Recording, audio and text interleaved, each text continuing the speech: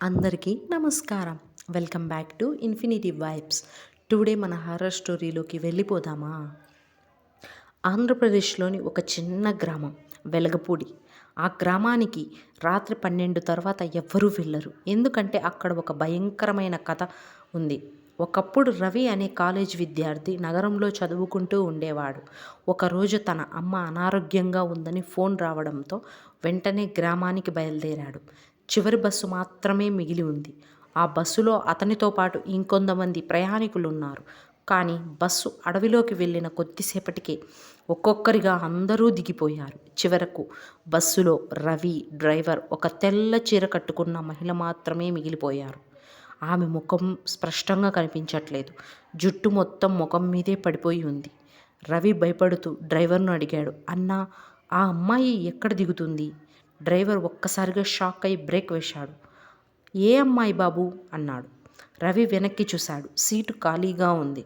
అతని గుండె బలంగా కొట్టుకోవడం మొదలైంది.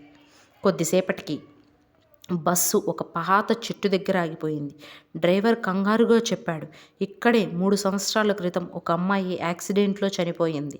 అప్పటి నుంచి ప్రతి రాత్రి ఈ బస్సులో కనిపిస్తుందని అంటారు. అంతలో బస్సు వెనక నుంచి మెల్లగా ఒక స్వరం వినిపించింది.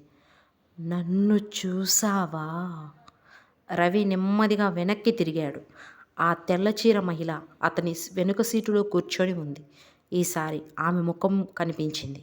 కళ్ళ స్థానంలో నల్లటి గోతులు, నోటి దగ్గర రక్తం మరియు భయంకరమైన నవ్వు. రవి గట్టిగా అరవడంతో స్పృహ తప్పి పడిపోయాడు. మరుసటి రోజు ఉదయం గ్రామస్తులు ఆ బస్సును చెట్టు దగ్గర ఖాళీగా కనుగొన్నారు. డ్రైవర్ చనిపోయి ఉన్నాడు. కానీ రవి మాత్రం ఎప్పటికీ ఎవ్వరికీ కనిపించలేదు. అందరికీ థ్యాంక్స్. ఈ హారర్ స్టోరీ మీ అందరికీ నచ్చినట్లయితే దయచేసి ఛానల్ సబ్స్క్రైబ్ చేసి, లైక్ చేసి మీ ఫ్రెండ్స్, ఫ్యామిలీకి షేర్ చేయండి. Thank you so much.